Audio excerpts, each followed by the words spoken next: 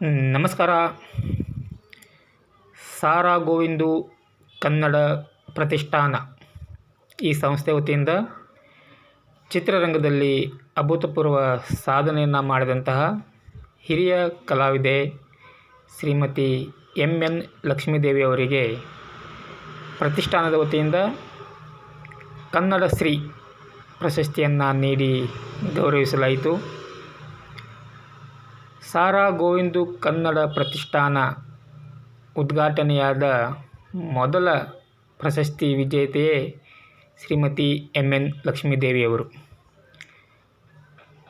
ಕನ್ನಡ ಚಿತ್ರರಂಗದಲ್ಲಿ ದಿಗ್ಗಜ ಕಲಾವಿದರೊಂದಿಗೆ ತಮ್ಮ ಅಭಿನಯ ಸಾಮರ್ಥ್ಯವನ್ನು ಪ್ರದರ್ಶನ ಮಾಡಿದಂತಹ ಈ ಹಿರಿಯ ಕಲಾವಿದೆ ಸುಮಾರು 72 ವರ್ಷಗಳ ಕಾಲದಿಂದ ಚಿತ್ರರಂಗದಲ್ಲಿ ಕಲಾ ಸೇವೆಯನ್ನು ಮಾಡ್ತಾಯಿದ್ದಾರೆ. ರಂಗಭೂಮಿ, ಚಿತ್ರರಂಗ, ಧಾರಾವಾಹಿ ಹೀಗೆ ತಮ್ಮ ಕಲಾ ಸೇವೆಯನ್ನು ಹಲವು ಕ್ಷೇತ್ರಗಳಲ್ಲಿ ತಮ್ಮದೇ ಆದ ರೀತಿಯಲ್ಲಿ ಪ್ರದರ್ಶನ ಮಾಡ್ತಾನೆ ಬಂದಿದ್ದಾರೆ.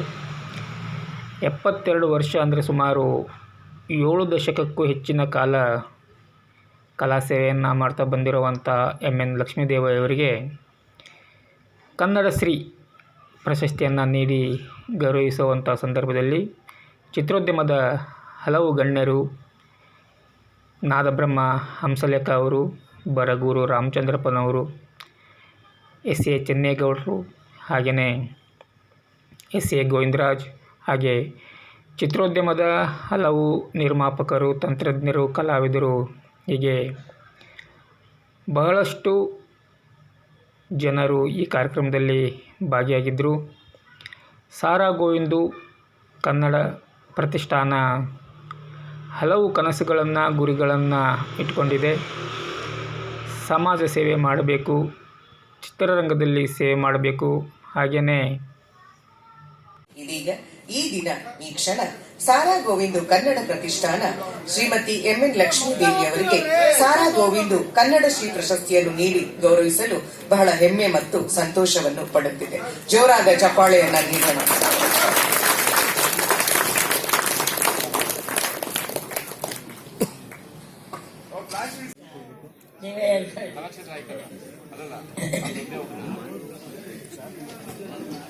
ಹಲೋ,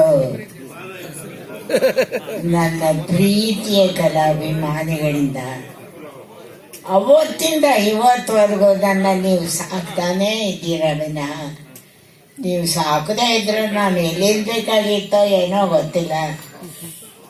ನಿಮಗೆ ದೇವರು 105 ಆಶೀರ್ವಾದಗಳನ್ನು ಕರುಣಿಸಿ ಕಾಪಾಡಲಿ ಅಂತ ನಾನು ಬೇಡ್ಕೊತೀನಿ.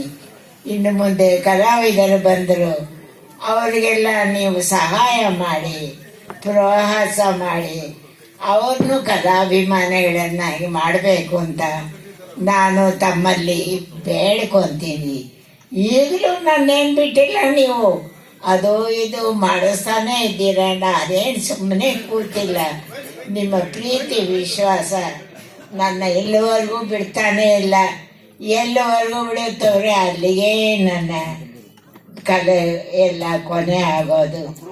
ಎಲ್ಲ ನಿಮ್ಮ ಆಶೀರ್ವಾದ ಅಲ್ಲಿವರೆಗೂ ನನಗಿರಲಿ ಅಂತ ನಾನು ಬೇಡ್ಕೊತೀನಿ.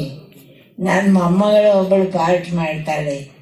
ಅವಳಿಗೂ ದೇವರು ಆಯುರೋಗ ಐಶ್ವರ್ಯಾದಿಗಳು ಒಂದು ಕಲಾವಿದೆಯನ್ನಾಗಿ ಮಾಡಲಿ ಅಂತ ನಾನು ತಮ್ಮೆಲ್ಲರ ಪರವಾಗಿ ದೇವರಲ್ಲಿ ಬೇಡ್ಕೊತೀನಿ. ಈ ನನ್ನ ಆಸೆಯನ್ನು ನೀವು ನೆನೆಸಬೇಕು ಅಂತ ನಾನು ಕೇಳಿದೆ.